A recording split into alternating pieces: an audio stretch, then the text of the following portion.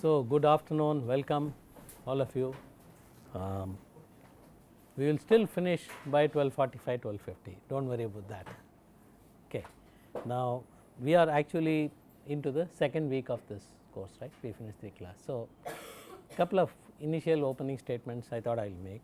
First of all, I am very happy that many of you have taken this assignment quite seriously and submitted your thing there. And I read every one of them, and first of all I must really compliment each one of you for having spent lot of time and effort in writing it out. So, I was very much impressed, it is very good. In summary, what I could find is there are some of you who are written about your career aspirations in conventional manufacturing kind of industries, the nature of jobs, companies and all that. Some of you had also taken a view that you are more wanting to pursue about projects kind of a thing. Some had actually even said that we want to pursue a career in research development, being specialist. In fact, green hydrogen often came out as one of the things. So, this is very nice. Then there were two others. One wanted to get into general management consultancy, the types of McKinsey's, BCG and so on like that. And of course, some people also wanted to be in corporate management in terms of handling larger companies. First of all, I wish every one of you, if you work on your goals and find some use from this lecture, I really want to wish you well, and then you aspire what you want to have. That is really nicely written there. Though I have to give a small piece of advice is, of the 5 types of people who I have interest, probably the first 3 you will definitely find this value in this course. I am convinced of that. But those of you who are more sort of seriously wanting to pursue a career in, let us say, management consultancy or corporate management, I am not so sure whether this course is going to be of much value for you. You are of course the best judge, but I have to sort of sound you out. This is because if you look at what we are going to do duration of this, excepting for the next 3 lectures which deals on cost and finance, that is all the thing you will hear. After that, it is going to be real hardcore chemical engineering for the rest of the classes. Therefore, you may like to consider and very detailed chemical engineering. We will take up an idea, get into heat and mass balance, kinetics and how it is scale up is done, that kind of a thing there.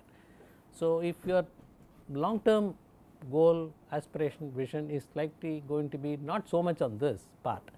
So, you may be well advised to reconsider whether you really want to attend the next 40 odd lectures, and then like I said, another 100 hours of your own self study on these topics. So, you take a call on whether this 140, 150 hours of spending time is going to be a beneficial, considering that you are wanting to pursue one type of career.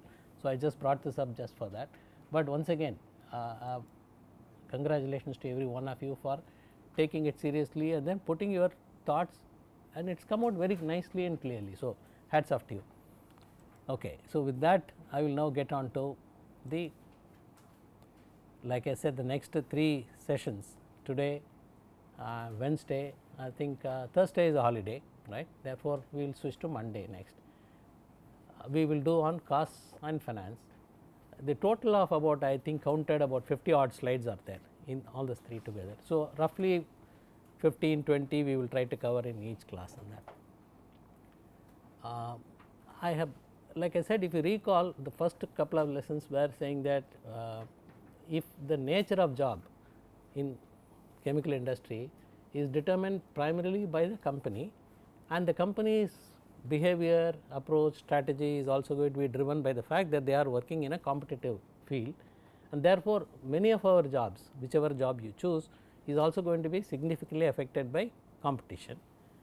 That is the backdrop I said, okay, in that. And then how does it play out in terms of specific jobs in, let us say, manufacturing industry, various types of jobs in manufacturing industry, including marketing I took, technical marketing, and then various types of jobs in engineering services based companies, and to some extent how the technology development itself is a response to the competitive pressure. So, that is what I briefly mentioned, keep that backdrop in mind. And one question that will always come is, when you say competition, easiest thing to understand is how does your product or a service stack up against somebody else who is offering a similar kind of a thing. And one element is very simply the cost. It is not the only element, but it is a very important element. So, this lecture will keep that perspective of cost. We are not getting into very detailed financial cost analysis with all the glory variations in this. We will take a very simple common sense view of what cost is, especially as it affects an engineering career. So, that is what is going to be for the next classes. And from switching from cost, I will also touch upon the other side of the cost is the finance, and what is the connect between the two.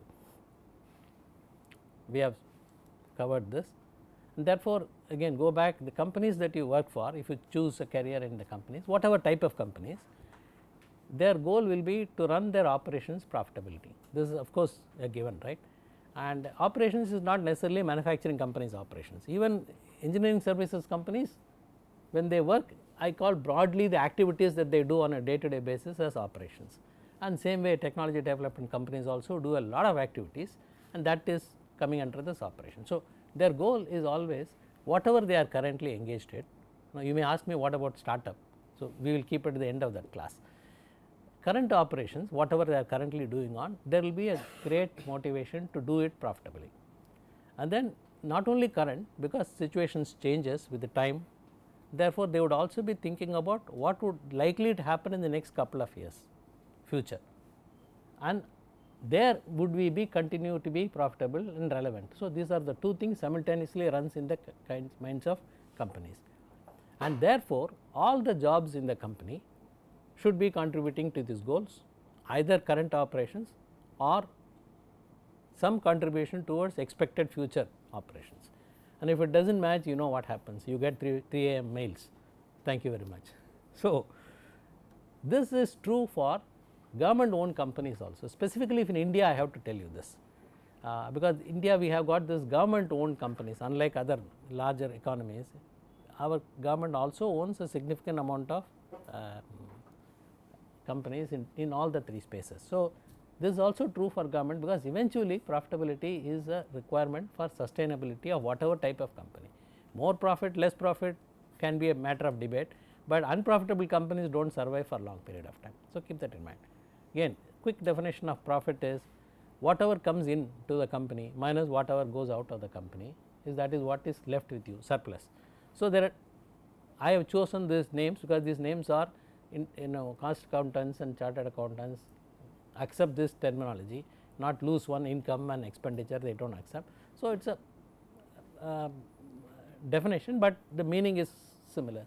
So, whatever revenue comes minus whatever is the cost in making that revenue, that is what is the surplus profit is. Obviously, what revenue is what somebody is paying you, the company. So, what comes from the customer is revenue, and in order to meet the customer's requirement, whatever the company spends in turn out is all the cost. And in almost all companies, there are experts available who keep a very careful record of this with each activity, classification, I mean exhaustive amount of record keeping, whether they have a technical record or not, you can be rest assured that the cost record will be available clearly. So, that is what is available. Now, again we will do some fine splitting, manufacturing, engineering services, technology, like that we will go through. For the manufacturing company, the revenue is of course the sum of all sales provided from the customers, net of taxes, because whatever taxes is kind of set aside and passed on to the government.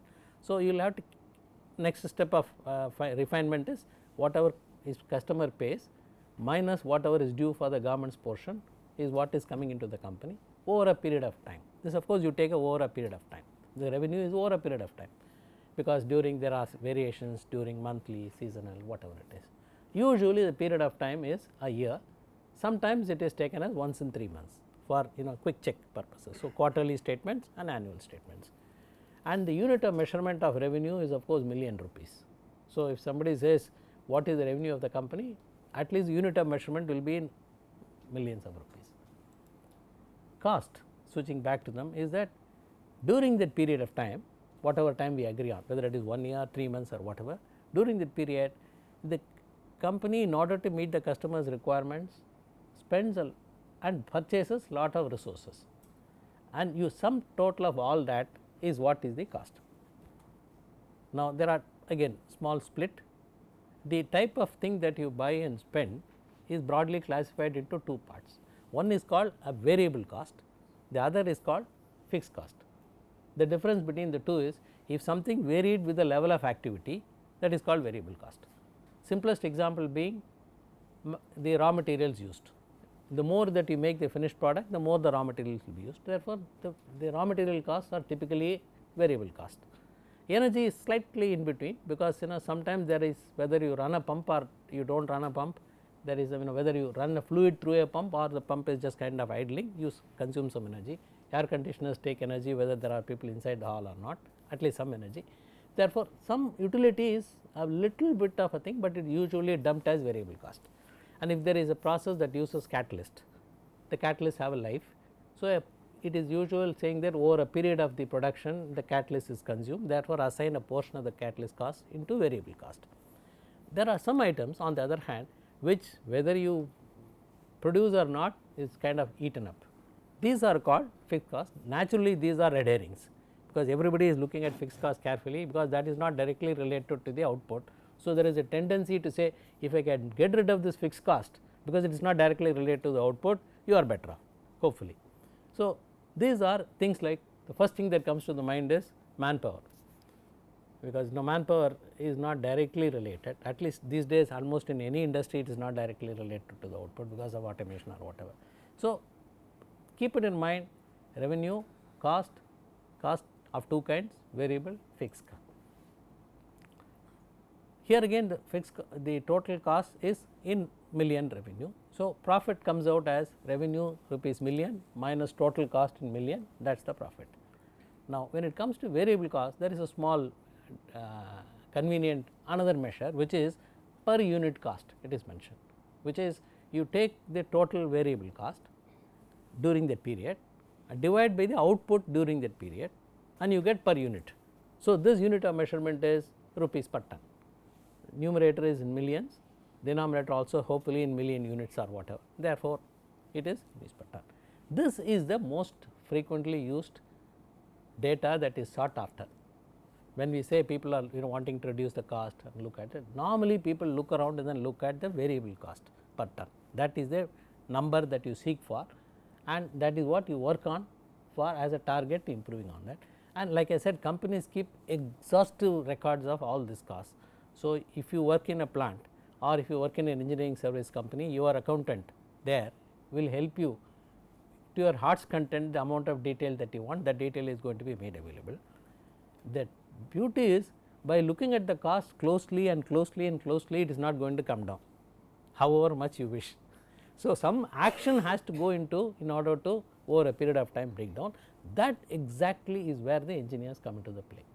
So, really those companies which talk about cost control, I had often found that their first impulse will be to recruit another 3 accountants, so that they can collect more information, which is welcome. Of course, if you have reliable information, all the while it helps you.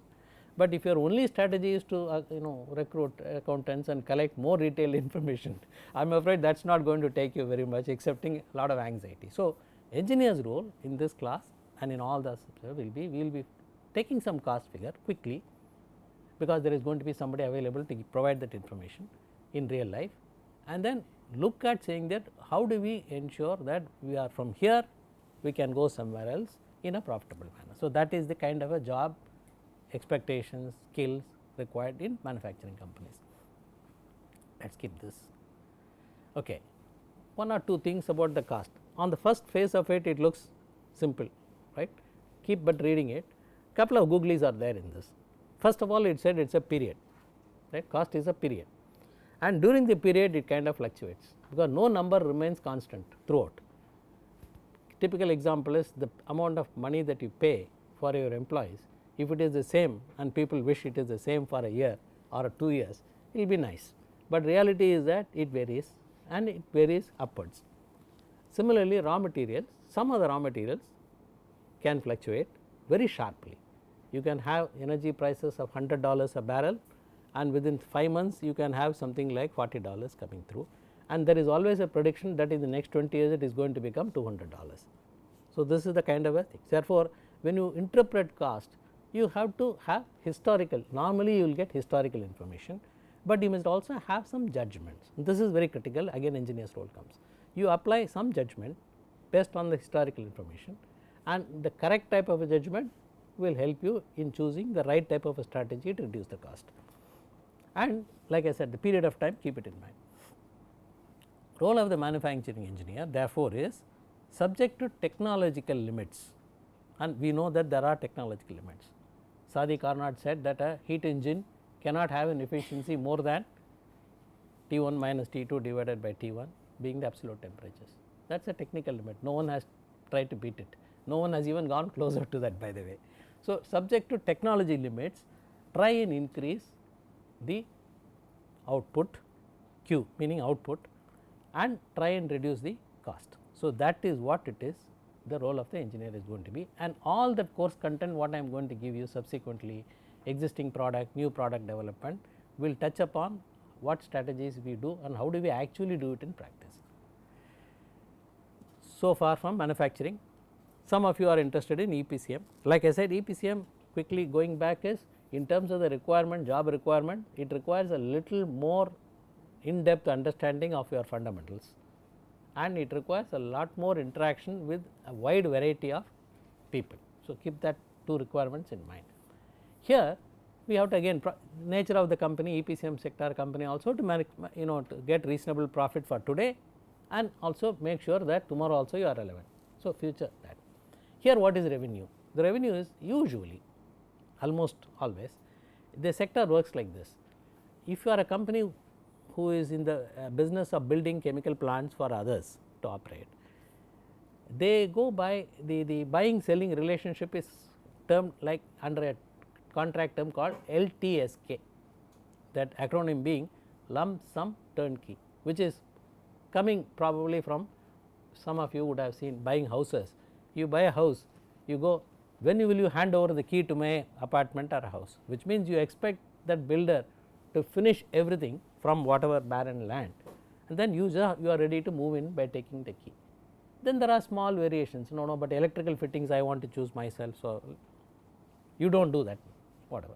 So, in chemical plants also, when you want a chemical plant, the usual relationship between the buyer of a chemical plant and the seller of a chemical plant, which is the engineering service company, is something called lump sum turnkey contract, which means you take some care in defining your specifications fairly clearly. Going back to our house example, even if you are too young, so probably you should talk to your relatives who are older. There will be an annexure to the agreement which will say this property will have doors of teak wood of 4 inches thickness, walls of 9 inches, plastered with Asian paints are equal, and like that there is some specifications about what is the kind of a quality of the product that you are getting is written down in the contract, so that you are not landed up with a surprise. In the same way, if you are buying a chemical plant, a lot of data has to be written down at a minimum. Let us say what is the capacity for which you are building the plant should be specified, right? You can't say I would like to build an ammonia plant, it is nice, but you should specify what capacity of ammonia plant that you want to build, it should be written down. 2, using what raw material you are going to build the plant, this is again very critical. You can't just, ammonia plants are made by 4 different routes at a minimum.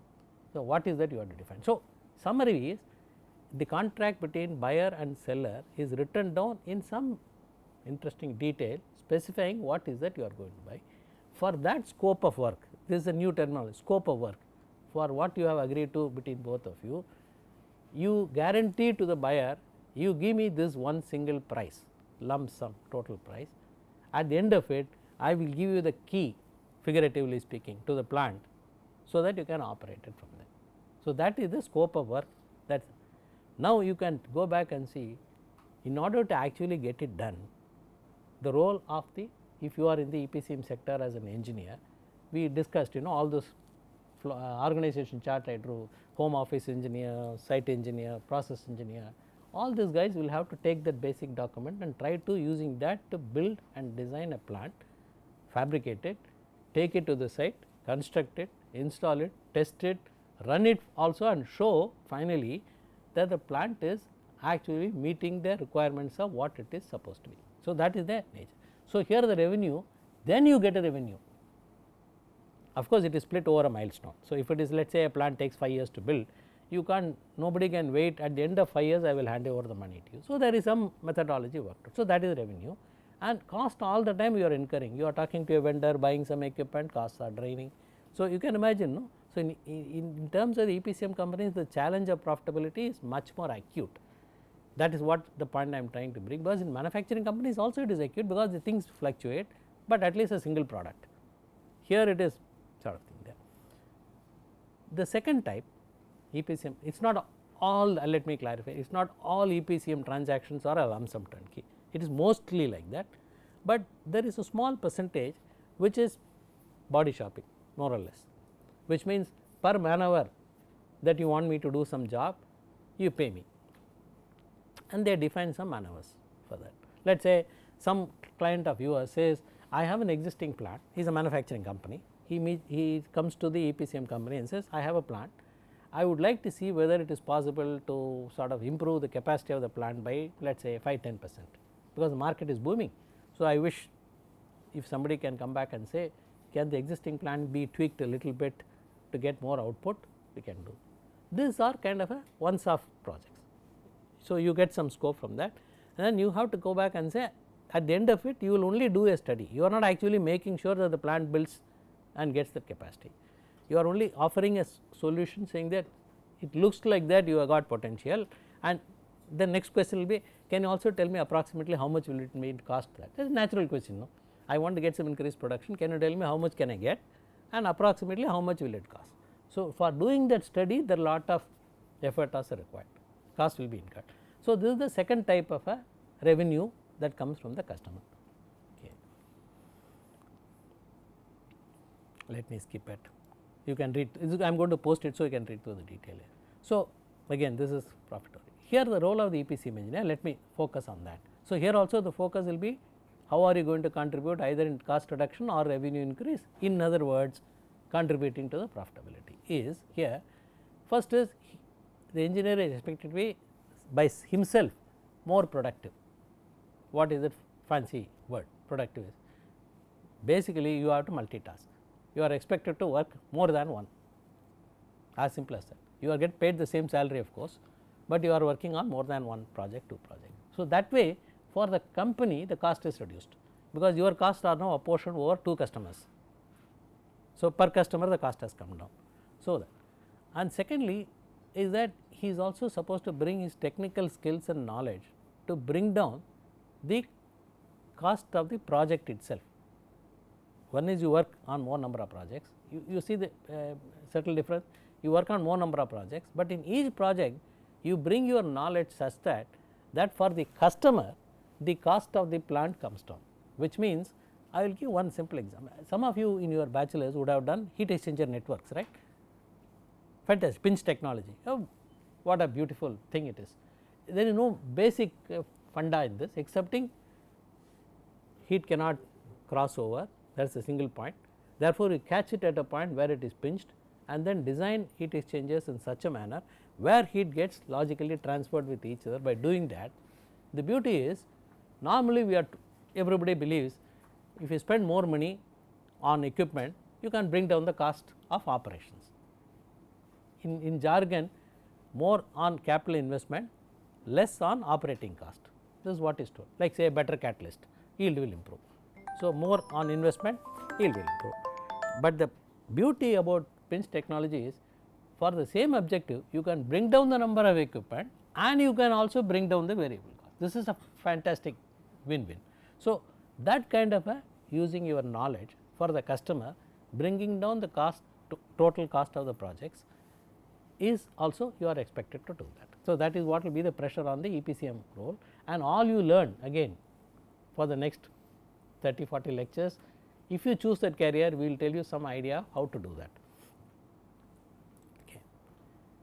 Common for both here is that, let us take a pass back and say we talked about cost, profitability, revenue, need for increasing decreasing, all that. 2 types of what kind of 2 questions that will keep on coming if you are in any one of these segments. Very often you will get that questions. Actually you should keep a track and very soon it will cross 100,000. That is the frequency which these questions are asked. First question is, you talk about any product or you can talk about a plant of your own. How much does it cost to make a product? This is the question that first will be thrown at you. Sometimes in a very inappropriate context. For example, you are talking about a research project with somebody else. There are some green energy enthusiasts here in this. You are wanting to talk about how a perovskite cell can be connected with electrochemically to water splitting. You are wanting to excitedly talk about how the new nanostructure is. The fellow says, "Acha, how much will it cost?" So that is very inappropriate for that context, but that is really when you go for industry, it is required. At some point of time or other, you will have to have a coherent answer to that question, not an accurate answer. Accurate answer for a narrowly defined. If you are working in a ammonia manufacturing plant, if you are working for a acetic acid manufacturing plant, for your plant if you do not know accurately, then God help you, but that is a different. There are sometimes you may not be in that situation, you can be in a different situation, but still you should be able to coherently come to some number, how much does it cost. So, this keeps on will come and we will help you during the course how to do that. Second is, okay, a product is a product, but before the product comes out you have to invest in some plant and machinery, right, then only the product comes out. The second question is, for a given capacity of course, do you think it is going to cost me 50 crores, 100 crores, 200 crores? You see these 2 questions. The first question will be, if you are talking about a product per kilo, per liter, per unit, whatever. So, how much will it cost me? Second is, in order to make that, if I have to set up a plant, how much will the plant cost for a given capacity? So, these are the 2 things, more focus will come. Now, to answer the question is obvious, you have to know some details, otherwise it is impossible. You can speculate. I mean, easiest thing is go and do some Google search, and whoever has spent his thought will come out and you can reproduce in a hurry, but this is not the kind of a discussion that you will typically be faced, because nobody wants a general answer, everybody is aware of general answers. Probably you will be put into pressure more and more about specific answers for a given situation. Therefore, we have to go back to basics. So, you must have a good idea about what that stuff is. So, if you are talking about a product, you should know what that product, how is it made. The deeper, the better will be your answer. This also has a corollary, you can't be knowing everything obviously, right. So, go back to my first lecture when somebody says guys are not industry ready when they come out from the college, I feel like laughing. I mean, after 40 years of your industry, you are not ready for your own industry because there is so much to know. So, take it with a pinch of salt, it is okay, but it helps certainly. The deeper you know about the product, method of making the product, your answers will be little bit more coherent to you and intelligent to you. The usual toolkits for the engineers, I do not know how much of this is covered in any undergrad course, probably not much, but this is something which you have to somehow pick up. There are things like process flow diagram, which is not how the product is made. You know one way is to say, what it is taken, this is mixed like that, talk verbally, but an engineer's language is actually a flow diagram, right. So, look at this process flow diagram, they are a very good way of conveying how the product is made as a starting point. Then this process flow diagrams are elaborated into something called piping and instrumentation diagram, P&IDs. This is a huge amount of work, but regretfully has to be done. That specifies in lots more detail the intent of how the process should be carried out. Then all this is spread out somewhere in geography, right.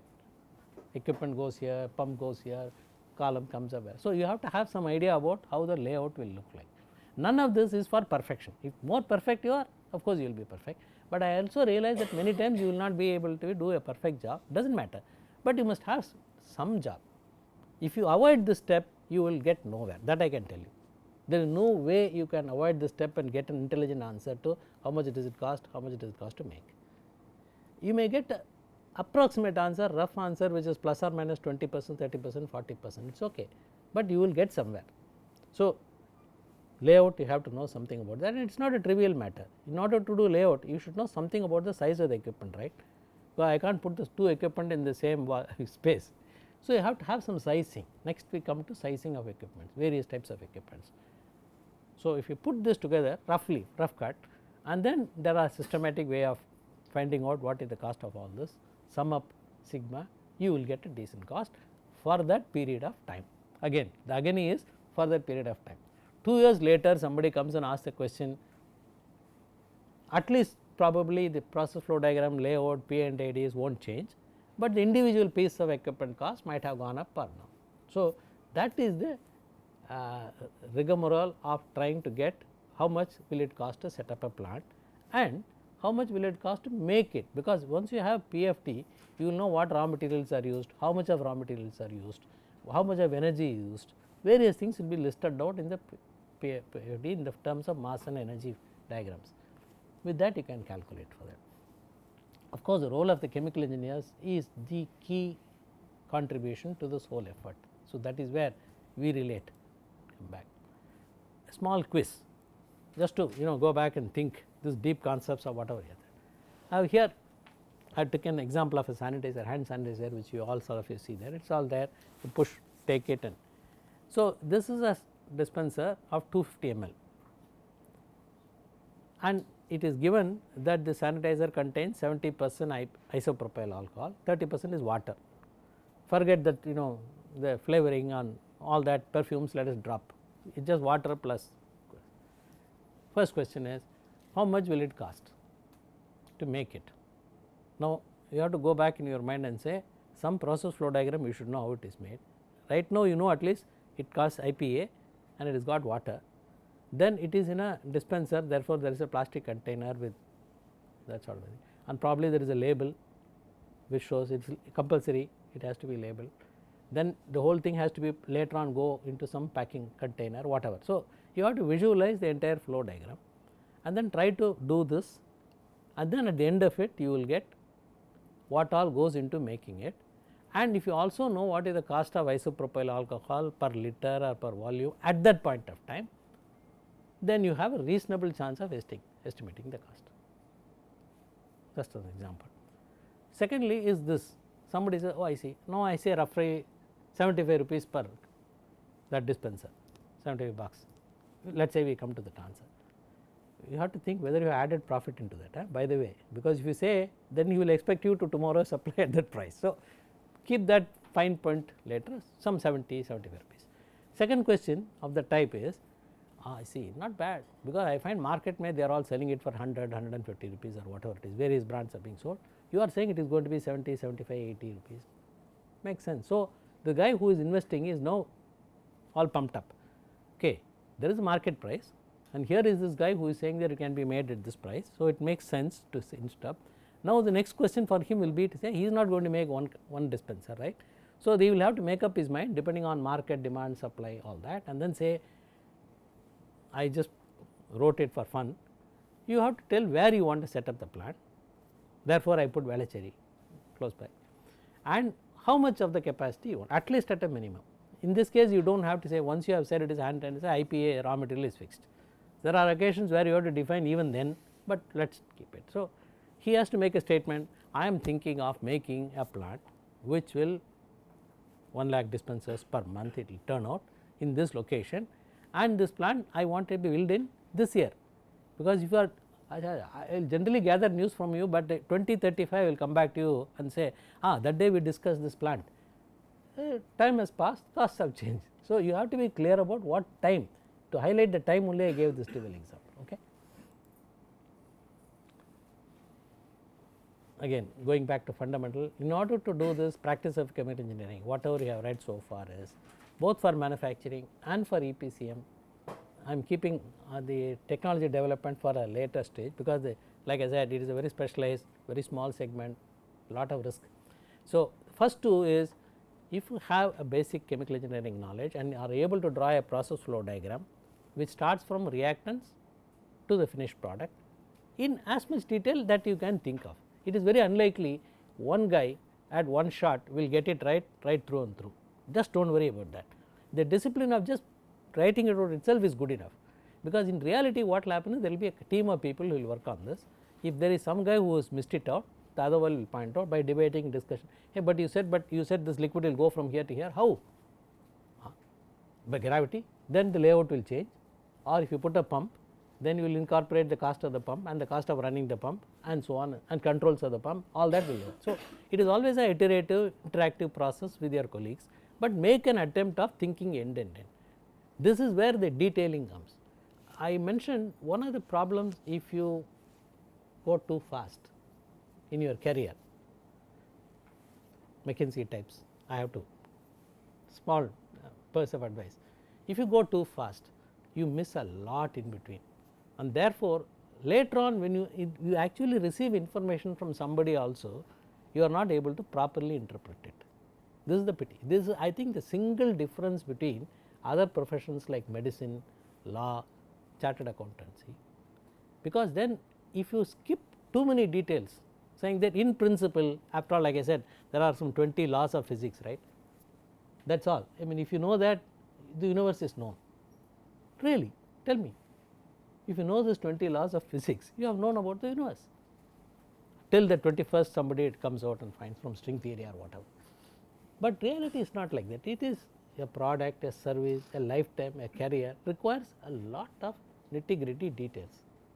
So, do not be in a hurry to skip. On the other hand, at the undergrad level, because you have to be told about the concept, naturally there is a focus of telling you, we do not get into how the polymer industry is run, how the petrochemical industry is, and it is meaningless. But if you make a choice at some point of time in your career, you will have to do this, staying focused on one area and spending a lot of detail. So, the point I am trying to make is, do not skip through the details, and next 35 classes horror for you is that there are a lot of details coming up. Okay. Again, this you can go through that. Yeah, right. Now, let us concentrate on first what is the cost of making a product. Going back to the same question, keep the IP example in mind. Let us even further simplify and say, let me go to the variable cost. The fixed cost is a different matter altogether, but let us go to the variable cost. One quick starting point is the stoichiometry or whatever you are doing there. It is a good starting point, but none of the processes excepting trivial processes we all know is 100% efficient. So, even if stoichiometry tells you this is what should be the consumption of raw materials per unit of the output, in reality it is likely to be slightly different. So, while you can start with stoichiometry as a guide, and I think you should start with it, because that is like we talked about Carnot's heat engines, absolute theoretical limit. There is an absolute theoretical limit, you can't go down below stoichiometry anyway. So, keep that in mind, but actual experimentation is what is required, and that brings us to the need for pilot plants, especially for new things being done. You must have some time, test it out in a smaller level, actually measure stuff what is happening, do a complete analysis, what comes in, what goes, why it goes out here and not here, all that you have to do, and then come to a conclusion. Surely this is likely to be the cost, at least the variable cost for the product using that technology. This is what technology developers do, and they pass on this for a license to EPCM companies who pick it up from there, and then they say meet customers and say, I can now scale it up and do it bigger for you and hand it over to you. Manufacturing companies then say that guidelines, when they actually operate their actuals, they compare with whatever is coming here and then look at it, and there are still some improvements possible. If you are more clever, you will, for example, heat integration opportunities normally does not happen in a pilot plant. Pilot plant you are focused on yield, reactor, output, and you are not wanting to get too many things from there. Solvent recovery usually in a pilot plant is not, you know, solvent is there, we can take it whenever we want, but you focus on the reactor. But eventually you can't let out the solvent where it will go in a bigger plant. So, you have to close the loop. So, that is how the role comes out. Maybe I will stop here with this slide and then continue. This is the first part of the question of about how much does it cost to make a unit, and specifically for variable cost. The other thing also keep it in mind is, especially if you are an EPCM company as a seller, and if you are in a manufacturing company as a buyer, for the capacity of this plant, tell me how much that plant is going to cost is a very key issue for that. So, for that what is it is called investment cost, initial cost, whatever you call it like that. So, you in this case you have to take all the plant and machinery that goes into the P&I diagrams, flow diagrams, everything end to end, storage tank, there should be as minimum miss out as possible, and the world is full of examples of miss outs where people have forgotten, and then later on decide, which is why there is a joke in almost it is a reality of life. In spite of all this funda I am giving you, everybody starts with a budget. I want to build a plant of let us say 50 crores. It will be a rare event where somebody has actually landed up very close to 51, 52. So, you always almost invariably land up at a higher cost, not because somebody has been foolish, of course there are people who have been foolish, but even well meaning people, because simply they did not anticipate what was required to complete, miss out. So, that is what I will do and stop here.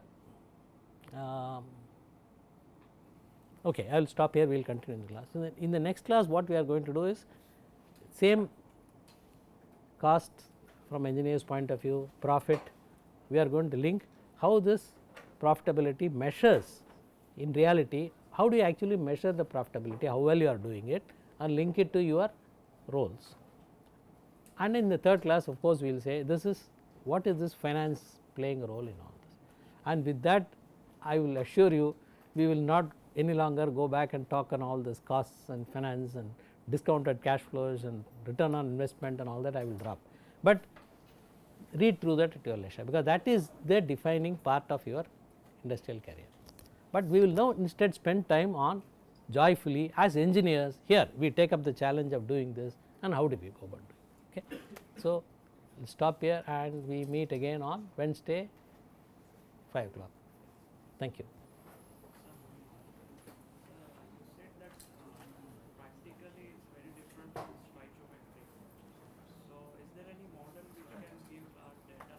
Experiments.